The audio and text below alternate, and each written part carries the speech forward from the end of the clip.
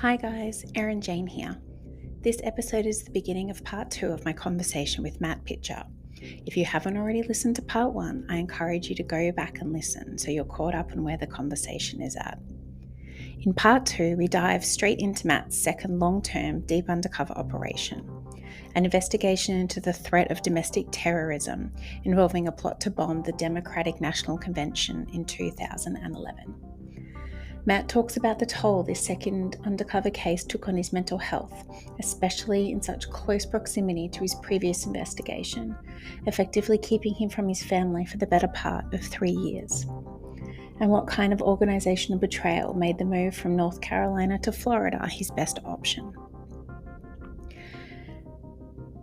This part is once again broken up into 2 separate episodes to ensure the best sound quality.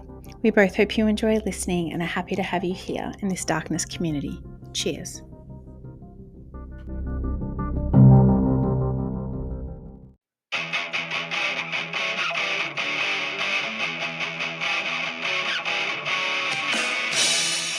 I Will Hold Space for Your Darkness, a first responder mental health podcast hosted by me, Erin Jane, where we have conversations about what it's like to perform a first responder role and the mental health challenges that can accompany it.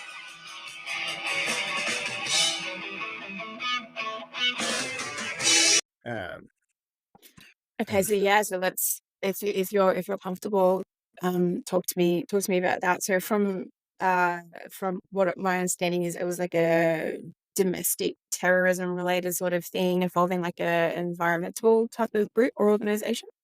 Yeah, like the environmental anarchists. Okay.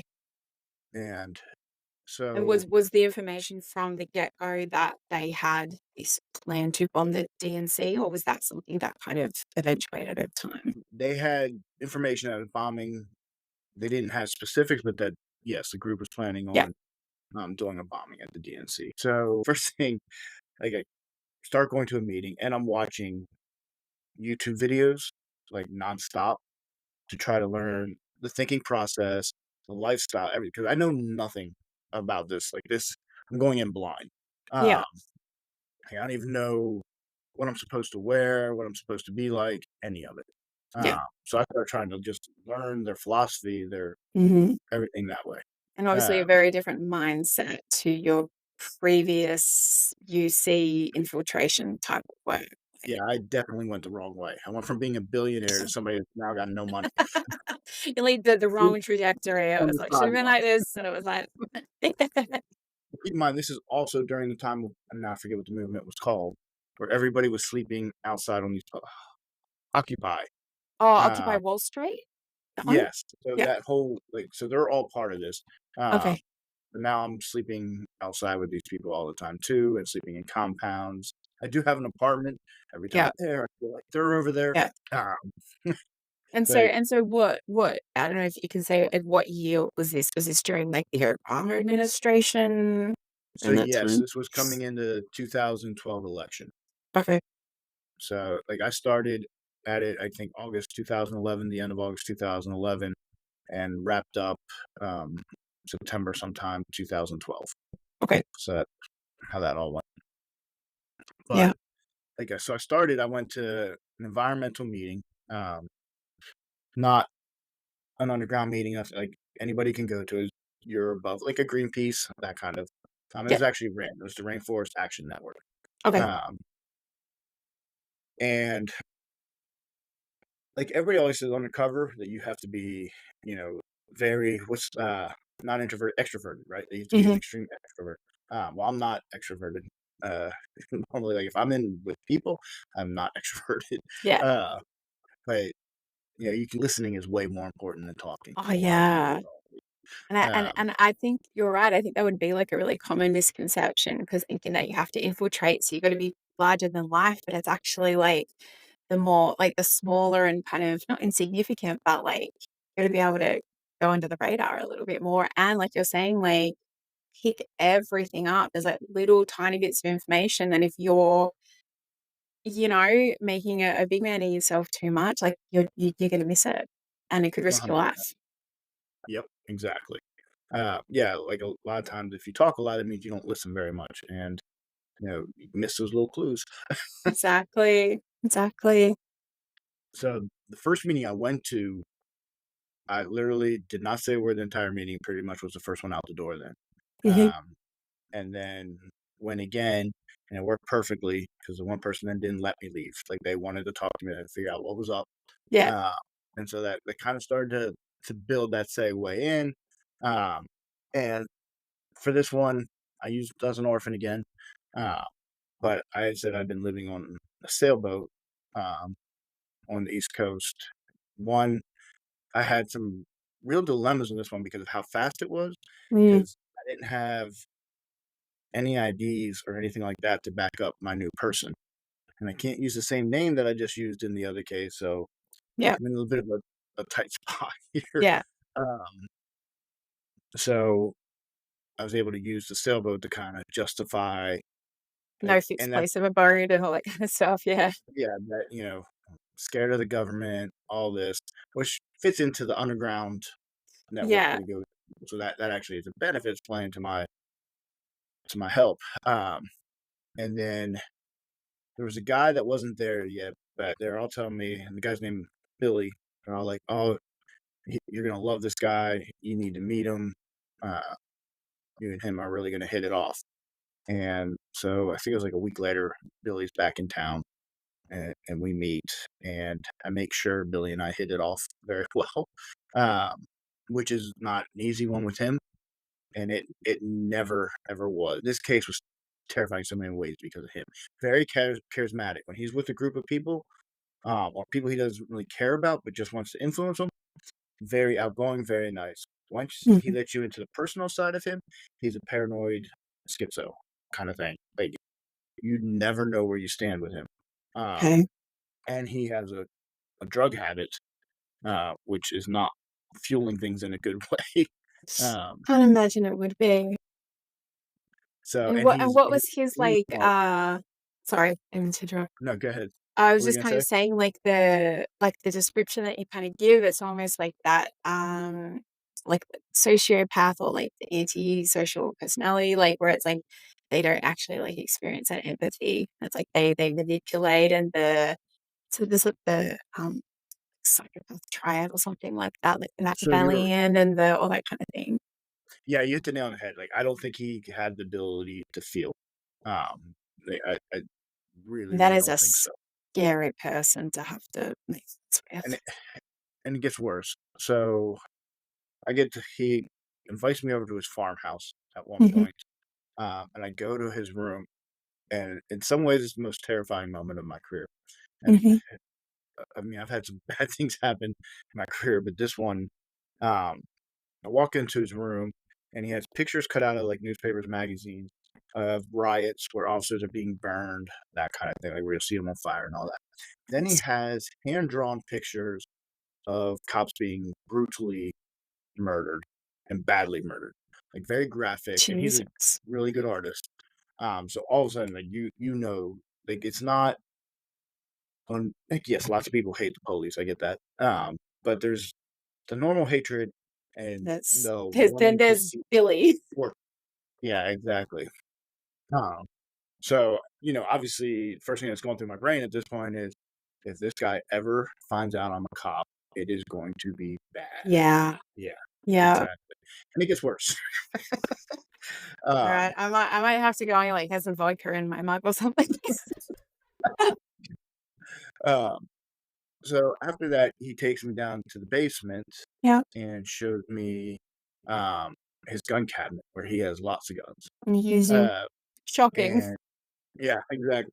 And very adamant about the Second Amendment, but also adamant about I need to know how to shoot a gun. Um, and that you have to be, and he's actually a very good shot. I learned this later. Uh, Yeah. Also but adding to the fear factor. yeah, exactly. So, and he had everything. He had a sniper rifle. Like he's well armed. Armed to the Uh, teeth, as they say. and he had gone to college, studied. Can't remember, was it? It's under for farming, but having to do with fertilizer and the chemicals of farming. I was gonna But he say used that. basically something to help you make a bomb. He learned how to make bombs. Exactly. And he, on later conversations, would go into great detail with me about how to make different types of bombs, Yeah. like depending on the type of burn you wanted, all this different stuff. Uh, Jesus. I So remember, he was sounds like he was highly intelligent too. yes, he was. Um, like the book smart, not the common sense smart type of idea, which is the most dangerous. Yeah.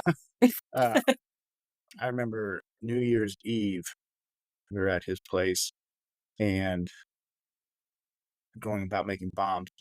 And he had talked about what we need to start doing was bombing ATMs, um, so that when people would go to use them, they'd blow up. Because he thought if we made people scared to use ATMs, that would have the biggest impact on banks. What bothered me the most, and actually being from Australia, you may know this, it was only a few months later that that started to pop up, that people were doing that, and one of them was in Australia, I believe. And I always like I couldn't put the connection together, Yeah. and I still don't have proof, but I guarantee you because Something connected.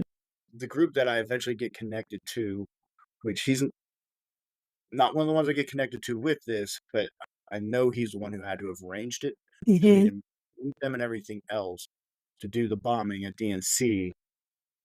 Their philosophy, they take the Al Qaeda philosophy that everybody operates in these different cells and nobody knows who each other is. And I Yeah. know that like I'd be willing to bet this organization was responsible for a lot of these, but can't be.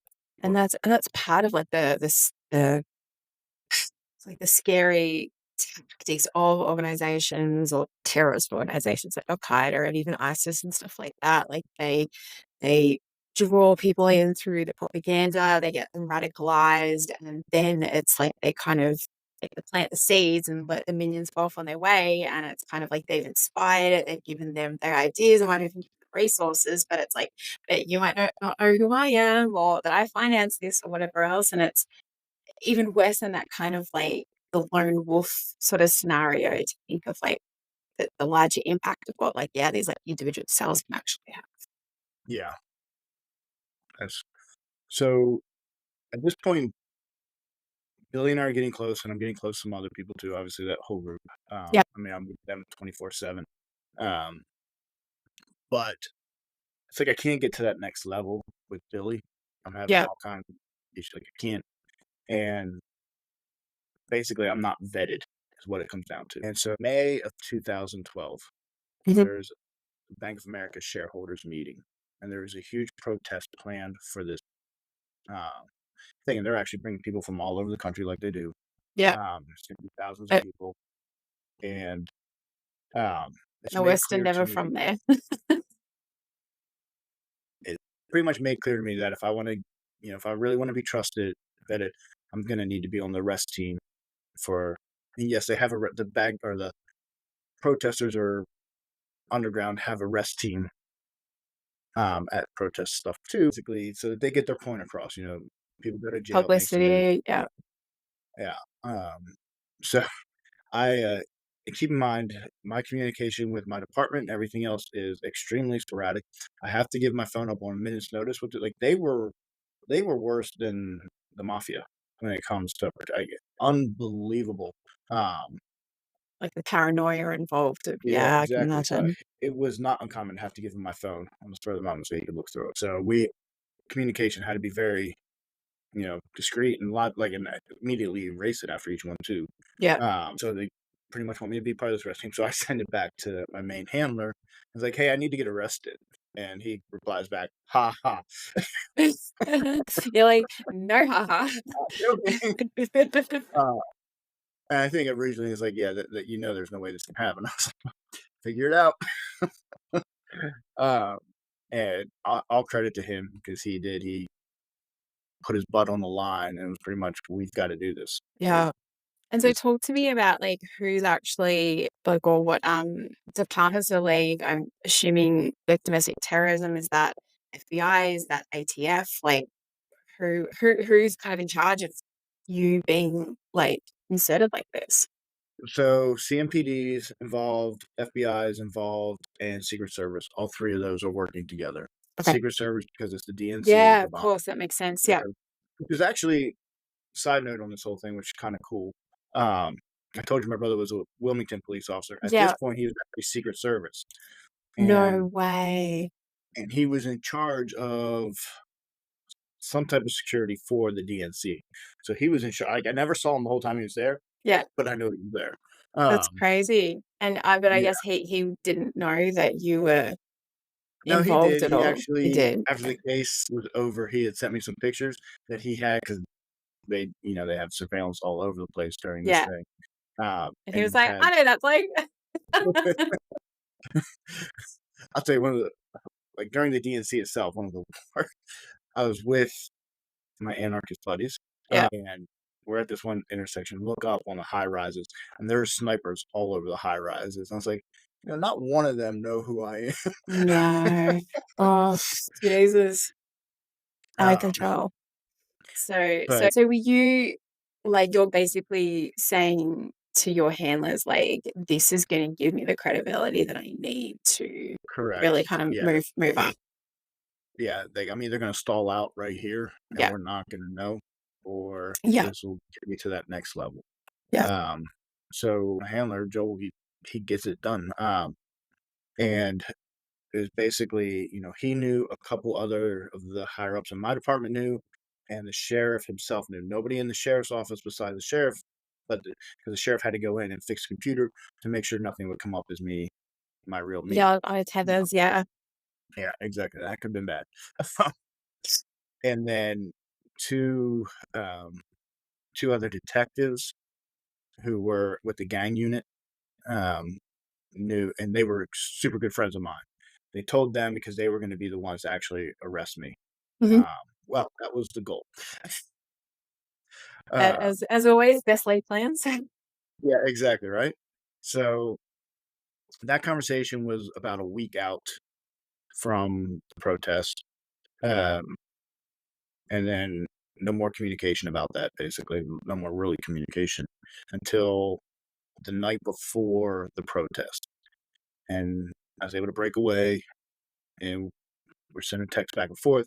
Hey, we're going to be planning 6 a.m. We're taking the street right here and blocking it to go up to the thing. Perfect chance. They're expecting us to get arrested from blocking the street there. That's ideal. It's 6 o'clock in the morning. No, Yeah. we won't have the camera crews. Um, like I was so ecstatic. I was like, this is perfect. Um, handlers pass it on. Everybody's in agreement. Yes, this is what we'll do. Mhm. Perfect. Um, I was slept at the compound that night and feeling pretty good. I was like, all right. And then I had also played it out in my head, and I don't know why that I get arrested tomorrow. I'm gonna be able to go home. I can spend a few days at home, see my family, and recoup a little bit. Yeah. Um, so I don't know how I'd gotten that in my head, but I was pretty ecstatic about that. And I think they had told my wife at that point I was going to get to come home after getting arrested. And so I told you about my best friend Chris with the ATF. Yeah. He was kind of the liaison between the department and my wife. Mhm. She knew I was getting arrested at the shareholders meeting. Okay. Um, he was going to be telling her the steps, Yeah. let her know that I was okay, that everything was all right, um, and that best laid plans. So that next day comes around, I hadn't slept at all, and we take the street 6 o'clock in the morning. And right as we take the street, bike officers come and block us. Which, quick side note for anybody that would like, if you go to my Instagram page, I actually have pictures of some of this. Uh, Really? where we got the street, yeah. Um, so we take the street, they block us, and I'm like, Yeah. yes, I'm getting ready to go to jail 6 o'clock in Yeah. the morning. I'll be out by lunchtime. Life is good. Mhm. um, and so it was like 15 minutes that they're blocking us and they're not doing anything. And obviously, time goes on. I'm more and more like, this isn't good. It shouldn't be taking this long. And then, I see them on the radio a little bit. I'm like, something's not right. Then they just turn and move off the street and let us take the street. Oh, Um, so the problem now becomes I am getting arrested. Like, this is the people that are doing this. We will escalate until I do something mhm. worthy of an arrest to them. Like, that is their goal. I have to get arrested. Yeah. So I'm like, well, this is on them, whatever happens at this Yeah. point. And more specifically, like, it needs to look legit. Like, Yeah, exactly. I mean, I can't do anything bogus. It has to be what mhm. they tell me to do. So we get up to Bank of America. Obviously, they have the front barricaded off, so you can't get there. And then cops lined up all across the inside. Mhm. And I mean, there are thousands of protesters there, which was a pretty, I guess, anytime I've ever been part of a protest, and it was, I can't believe I'm saying, it's actually kind of cool in some ways, like because they had the drums there and the music, and well, it's fun. Up until thinking about the part where I had to get arrested, that was Yeah. uh, so we're up there, and at this point, I'm just waiting for my orders. Um, and keep in mind, the person that's giving my orders is from the West Coast and is actually, especially in this community, famous for her work in riots and protests. There's actually been a movie that was made uh, where a lot of it's about her. Something in Seattle, Battle in Seattle, or something like that. It's about a Oh, protest okay. out there, and she was heavily involved. So I'm waiting for her to tell me what I'm going to be doing. Um, and eventually, there's a group of five of us, I think it was, could maybe less. Um, she kneels us down and says, "All right, you got to get across the barricade and get into Bank of America. That's what I want you to do." Ah, crap. And like I see where the two people that were assigned to arrest me, my two friends, Yeah. because they've tried to like stay not right on top of me to be obvious, but where they'll have Keep access. odds. Um, and this is where I screwed up. And um, you know how sometimes your brain just flips on you. Well, I decided I really wanted to see if I could get into Bank of America. Uh, You went a little too method there, Matt. Okay. yeah, um, and I paid a little bit for it. Oh, So they were over at the far end of it, and I was like, "Oh, I'm not even going to bother trying to go down there and go yeah. across." But I thought I saw an opening that was pretty much right in front of me, and I thought I was faster than I was. Um, so I see the opening. I was like, "Well, I'm just going to go for this opening and see how far I make it." And I figure, once somebody starts to lay a hand on me, I'll just fall straight to the ground. No harm, no foul. Um, so I go for the barricade. I'm about halfway over it, and there was a very young officer I didn't know who definitely still working out since the academy a lot, and he's in good That shape. peak physical fitness, that the only Yeah, time you have it is when you're in the academy. and he was not amused by me trying to get into Bank of America. He did not Shocking. appreciate it at all. Yes. And next thing I know, he had a hold of me and put me up against that barricade, bent over so fast. I'm like, "Yeah, all right, I earned this." He went Uh, too method, so really just made it look realistic. I mean, he had no idea who I was. Like, he thought I was just a protester. Um, Yeah, so I'm in handcuffs, and then the two people that were supposed to arrest me at this point are working their way over there as fast as they can, and yeah, they took over at that point. But the yeah, bad part was I was the first one to get arrested. I should have waited. They moved me off to the side. CNN, Fox News, local news station. Everybody's cameras were right there, asking me questions. Um, my good buddy Billy shows up and starts answering the questions for me, right next to me, and all this. Gives me a hug even while I'm in handcuffs. They shouldn't have allowed that, but that goes on. So then I moved into the back of the van, and the other people that were arrested with me are put in the back of the van. At this point, no one knows who I am again. Two officers that did know are back out. So now it's back on my own. Uh, yeah. so we get down to the sheriff's office, and of course, nobody there has any clue who I am. Um, and they take your mugshot, and the guy taking my mugshot looks at me and says, "Anybody ever tell you look exactly like Charles Manson?" I'm like, "You Oh son my of a." god. Also, and I was like, You're like "Hey, your minus like the freaking swastika in the middle of your forehead. Far out. really, is it right here? Is that where it is?" Yeah, I know. And then somebody else like, "Hey, you're famous now. You were all over CNN and Fox News and everything." And my heart just dropped. Like, that was the worst case scenario. Yeah. I know my kids at daycare, my wife, and I. At this point, it's like, well, what am I going to come out to? Like, is this going to blow my cover? Because I did not need that many people to see me. And so I What didn't was know. your sort of physical appearance like? Because obviously everyone's mind, if they're watching or listening to this, goes like, Charles Manson, like bit of a hairy mofo. Like, I'm sure you were probably a little bit more clean shaven in your previous job. Were you like that kind of scruffy look going that kind of helped a little bit at least? Yeah, so it's funny. In the first case, I always looked decent. This case, yes, I had the beard, long hair. It doesn't. You wouldn't We be able to can see it. when I post this episode, I can pop a photo up if you're happy to give me one, so people get an Yeah, idea. actually, if you go to Instagram, there's one on there. Oh, Instagram great! has All my right, cool. Yeah, right on it, so feel free. But awesome. yeah, so I had long hair or longer hair, probably about down to somewhere around down to here. Hmm. Beard. So yeah, I mean, I fit it. I get it. He Yeah. wasn't wrong. Um, but then to Still hear like like, oh, yeah, all the news stations having known, like at that point, the entire time I'm in there, which I think was about 12 hours, um, was what am I coming out to? Like, is it a SWAT team? Am I leaving Charlotte now? Like, I mean, your mind, a thousand different yeah. things are going through your head. Um, so eventually get out. It's dark outside when I get out. Um, and so there's a car, like, I go, you see the magistrate, right? And she's like, all right, your bail's been paid. You're good to go. But didn't tell me who paid my bail or anything like that. So I don't know, the department pay, like how was it Yeah. orchestrated? And so I go out the door, like there's like this little hallway. You see the magistrate on glass, and then there's a little wall, and then a door that leads right out. Mhm. So I open the door, go out, and I can see headlights in the car there to pick me up, but I can't. It's dark, so I can't make anything out.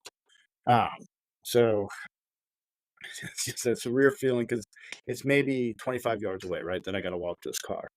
Um, And all you can think about is, who's gonna be in that car. Yeah. Uh, Who do I have to be right now? Like, do I get to yeah, be husband and dad? Do I have to be this other like alter ego again? yep, and so I get probably 10 feet from the car, and I realize it's my terrorist buddies, or these weren't actually the terrorist ones, but my buddies from that life, from my undercover life, and, Yeah. I gotta look happy about this because I should be happy that they're the ones who bailed me out, but then Yeah. there's, like, that just awful, like, Well, this is not going any bit. Which part of that's on me. I should have thought it out better that, of course, they're gonna be the ones who, if everything goes well, they should be the ones getting me out of jail if something goes wrong. yeah. But the brain just did not process it right. So I get in the car with them, and we go back to the compound, and very odd moment, I guess, is I get there, and so I get a standing round of applause, and, like, 100 people, and they're all coming up, giving me a hug, thanking me, telling me how great I am. Um, Talk to Billy, and Billy's like, "Oh, we're gonna do great things, man. I'm so proud of you, blah, blah, blah." And I mean, almost teary eyed, like at this Yeah. moment. And then another person that was one of the leaders was like, "Come on, let's go up to our office, and we'll just hang out tonight, drink some beer, and play some games. Love playing Catan, Risk, those type of games, Good day. Civilization, Uh, and sit there and talk." So did not get to yeah. go home. Did not get to go home anytime soon after that. What did that do to you mentally? So it was like I was constantly drained in that case. Like I, especially in that case, I developed the mindset of I need to get by this moment. I need to get by today. I can't Yeah. think that I'm going to go home tomorrow. I can't even think about getting to go home. I've got to pretend this is it for me, that I'm never going to get past this, and I just got to get through this moment. That really became my mindset. There was a point in that case.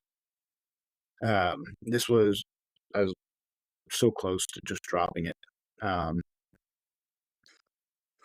so my kid at this point is, you know, 2.5 years old, 3 years old, 3 years old, I guess. Um, he has been the easiest kid ever. Literally, when I told you I blew out my knee, the Mm. day I blew out my knee, which he was, that would have been May. He was only a couple months old at that point. Red is basically like, all right, my son's name is Cade. She's like, Cade, I'm gonna need you to start sleeping through the night now, right? He's 2 months old. No joke. That night he started sleeping through the night because Gosh. I couldn't go up and down the steps. I was stuck downstairs. So for whatever reason, he just made it through the night. Yeah. And he's been like that his whole entire life. Like, he'd been the easiest kid, super, super smart, um, well behaved at daycare and everything like this. And so I'd probably this is probably about the 6-month mark, somewhere around. Um, I'm in the car and I get to talk to Retta on the phone, which obviously is a very rare thing. So she does not call unless she thinks we need to talk, kind of thing. Like that's when we handle things. So Yeah. she is basically, she was like, I debated whether I was going to tell you this or not. And I don't know if I should, but I'm going to. She says, I got a call from daycare today. Caden's been very depressed in daycare and kind of acted out a little bit. And when they asked him why, he said, I miss my daddy. Well, Uh, I was on the way to a meeting at that point with uh, my other life. yeah, And so I pull over to the side of the road. And I think I told her right away. I said, well, I'm leaving. I'm done with this case. I'll call him right now. I'm dropping it. yeah, She goes, no. uh, she's like, one, you've got to decide if you leave this case right now and something happens, are you going to be able to live with yourself? Um, and she was right. And obviously. And so, doesn't make it any easier on you, though. no, definitely didn't. I sat in the car and just bawled my eyes out for a few minutes and then, regrouped the best I could and moved on. Um, that case was, those kind of things in this case was hard. Like, so a couple months later, about a month outside of this is when most things were happening. Mhm. Get a call from Retta, or managed to get a call with Retta, I should say. And she's like, same situation. Like, this one, I don't have a choice but to tell you. Your mom's in the hospital. She has cancer. Oh, She had uterine cancer. And so I was like, my first thought was, like, she's like, she's about to start chemo, radiation, all of that. So it was, like, I did not think that I was going to leave the case. Like, I was like, all right, I needed to figure out a way to come see her. yeah, Uh, and so I ended up talking to my handler, who definitely wanted me to get like, it wasn't, they even talked about shutting down see if they could shut down the whole hospital, pretty much, so that I could come in and see her. yeah. But there was no way to do it and to ensure that nobody would see me. Um, it just was not possible. Uh, so pretty much That's Retta what, dealt with all of yeah, that. She's the one who handled, and at that point she had been using my mom. Like, my it's mom would pick her childcare. up from daycare back and forth, and now all of a sudden it had that much more to Retta where she had to be able to go get her to doctor's appointments. Now do everything with Caden. Uh, I honestly have no idea how she handled things on her end. Really, no Yeah, idea. So that's a lot for you to have to be, like, tucking away in your head so you can focus on the job at hand. yeah, I think part of it, you get so wrapped up in being the other person in some ways, almost to a scary extent, that a lot of it hits you more afterwards than during the time. Almost, Yeah, super focused on one thing. yeah, And when your mind's kind of actually has the opportunity to kind of, like, deconstruct everything that you went through. yeah, so when this case, so we go through the summer months. I get introduced to a group about 2 months prior to DNC, um, and this group starts talking about wanting to do a bombing. That they had plans, and basically they said they needed a storage unit that was clean that we could put stuff at, and that's where I came into play. I basically was, well, I have a neighbor where I live who has a storage unit that doesn't use it that I know of. I could probably get him to, and that was kind of the play, so that would be clean. And then we obviously got a storage unit, backstoried, and all that stuff. The original plan was, we'd let it get loaded up, obviously have it wired up and everything else, and then do the takedown. Yeah, The group that was going to be coming down was from New York, and I gotta be careful here for. it's a So yeah, we also at this point start putting it where police are all over us at all times, marked units, visibly noticeable that every movement we make. Um, to the point where we're complaining about it and we're meeting saying, obviously somebody's a rat, not us, but somebody close to us is a rat. Like, we thought yeah, this group of 4 of us, definitely not any of us. solid, We're too yeah. close. It couldn't be us. Yeah, I couldn't agree yeah, more. I was completely on yeah, board with their thing. yeah. But just as, like, that visual deterrent and to kinda make them think that they were under surveillance or that, like, yeah. Exactly. So eventually the decision is made to call the group from New York and not have them come. That it would never happen. It's way too risky. We can't even get free to do anything. It's just Yeah. not worth it. So that kind of put that all on the back burner. There are other parts of that, but we're not going to get into that. uh, I remember one night, this was also just hated this night, and this is another one. It's a picture on Instagram. Mhm. This was before all plans went south, and this is when we really thought we had plan organized bombing, or they thought bombing was Yeah. definitely going to happen. Everything is good. We're sitting there burning an American flag on the ground, flipping it off, talking how great it is going to be to do this bomb. And like, I was so angry, but had to act like, oh yeah, it's so cool. Uh, That's, yeah, very, I know that the significance for, anyone from any country and, like, especially Americans, like, what the flag means to them, and it's something that they fought for, they fought the British for, they fought each other for, like, to kind of have them desecrating it in such a way would have been really challenging to watch and participate in, I guess. and participate. Yep. Um, so that went to that, and then for like when that ended, DNC was still going on. Like this was like they bailed on the idea um, a few days prior to like pretty much the big start of DNC, and I thought at that Okay. point once they bailed, I was going to get to go home. Pretty excited Yeah. about that. So it was like They had, the convention? Is that what it was? Like the yeah, Democratic exactly. people? Okay, So it's and like a it week goes for like long, multiple days or something? Yeah. Okay. yeah, and it's huge. Yeah. Very very big event. So I thought I was going to get to go home then. And they're like, no, we're going to need you hanging just in case any other action all of a sudden pops up. Yeah. Just get through. So, and side note, for the last month and a half of that case, so nobody showers in this group, right? Nobody ever showers. Last month and a half, I was like, screw it. I'm not showering either. If I have to smell these people, oh, it's coming right back. Grossest thing I've ever done. But I was done. Keep in mind, like it's very common to get food out of dumpsters and eat out of dumpsters. I think so. I almost died in the case.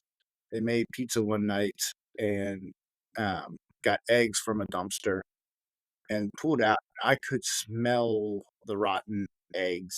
Like, it was awful. Um, and they thought it was fine. Ugh, no thanks. But yeah, some of the like it's funny too because not that there was anything wrong. Like there was a pizza shop that we went to, which pizza shop was fine. They didn't do anything wrong. Yeah. But it was just a place we hung out, and they always put egg on top of pizza. Like that was the big thing there. First couple times I ate it, I was like, "Oh, this is pretty good." I was shocked. I can't eat it now. I bet. Like it, Yeah. the memories and everything like that. It immediately makes me sick. Yeah. Yeah. It was funny. So when I was undercover, some of the people had a cat that needed adopted, and they thought I needed a cat to help. Since I was alone and all. So I ended up having a cat, a UC cat, during this case. Um, and I thought I was going to keep the cat after the case. I was like, I like cats. I don't have an issue. I couldn't do it. I ended up having to give it to a farmer just because mentally it was playing with me. It's just, yeah, Uh, too much. Too much association. yep. Yeah, that Uh, makes sense. S but So yeah, so the convention started and their initial kind of plans to bring these people in from New York has kind of like it faltered. halted. Yeah. Matter of fact, proud to say that like this was out of all the conventions ever, this was probably the most peaceful. Like everything failed. Uh, Apparently, the police kept getting tipped off on everything. It's the weirdest thing. But Crazy. uh, so Was DNC's there ended. Sorry. No, Go ahead. I was just gonna ask, like, was there, like a concern from your end in terms of them because they were getting, like, so paranoid and thinking there was, like, a rat amongst the ranks or, like, the lower ranks, like, were you concerned at any point that they were kind of throwing out misinformation to then see where it got to like, find out who the source was? And it was, luckily, I was involved in any decision to throw out misinformation, so it kind of Ah, helped. there you go. Far out. You were in the Uh, right room. yeah, exactly. Thank goodness. Yeah. And so the only thing that almost got me, this was, before they had decided to turn away from the bombing. I Mhm. thought everything was going to go downhill in a hurry because Billy, uh, the department made the decision to go ahead and arrest Billy on a traffic charge.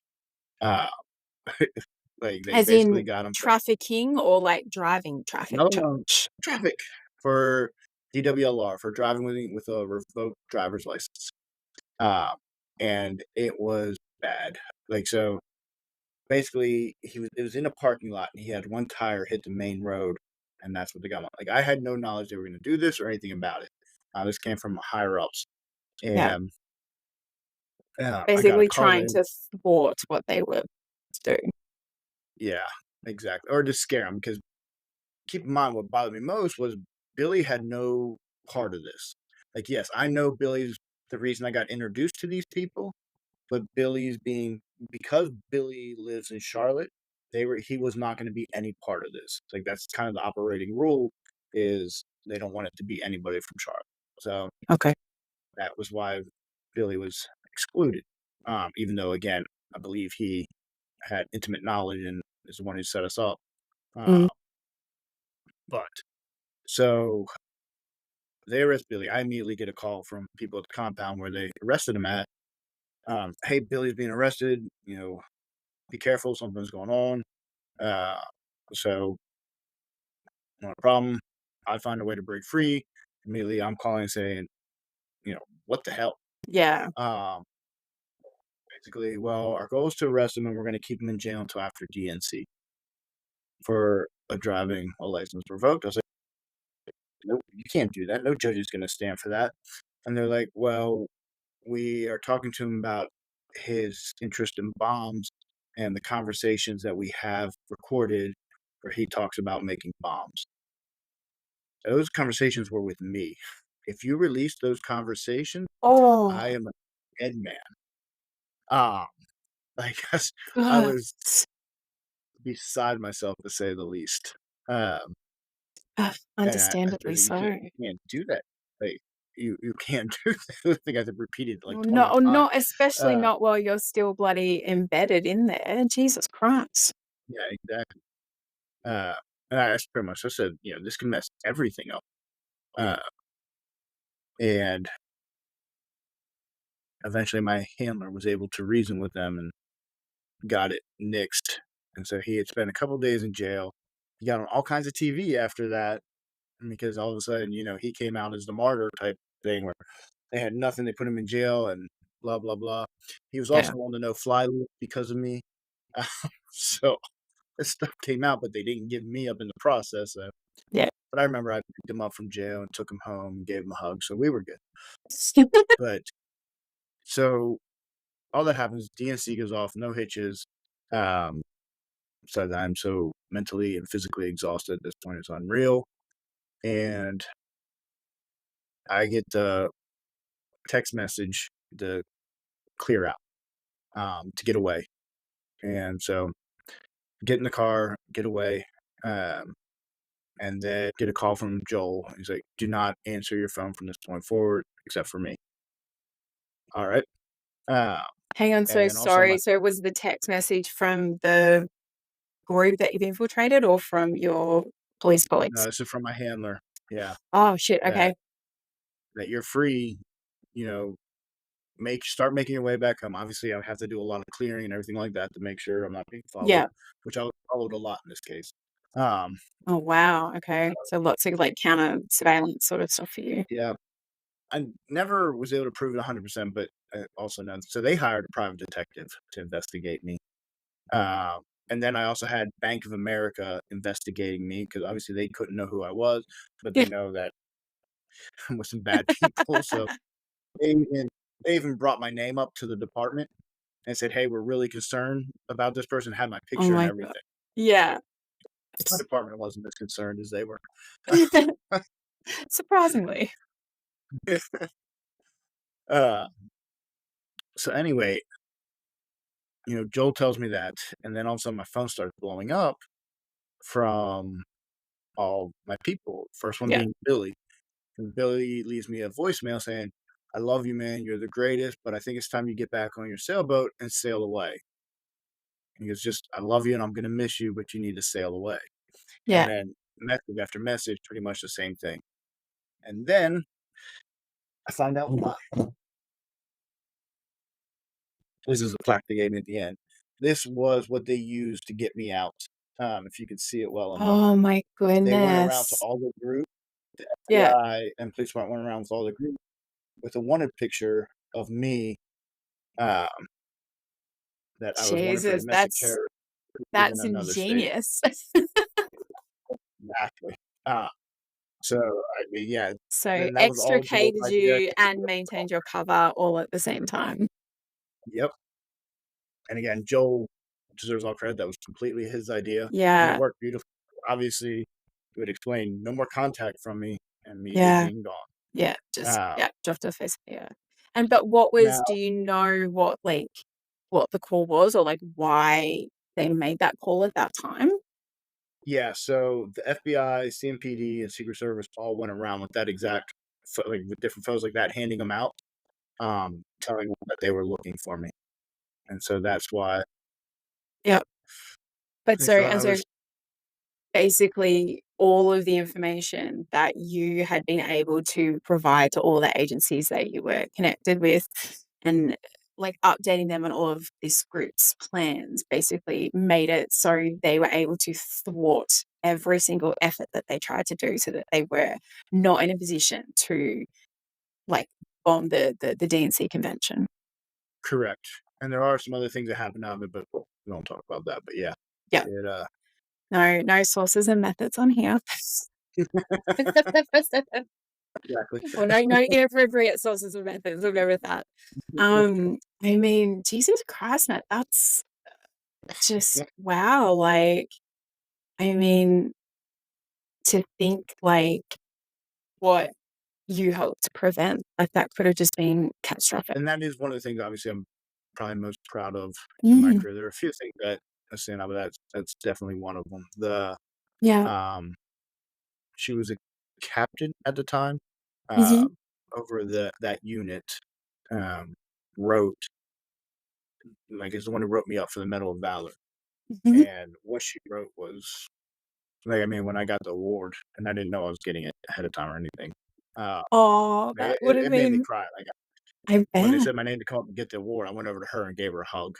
Just, you know, one to be acknowledged like that. Um, Yeah, it was pretty very, special. very nice. Yeah. Yeah. Oh my goodness. And I mean, I'm sure that that's obviously not something that they award many people either. No, that's the nice thing. That's obviously a very hard one to get.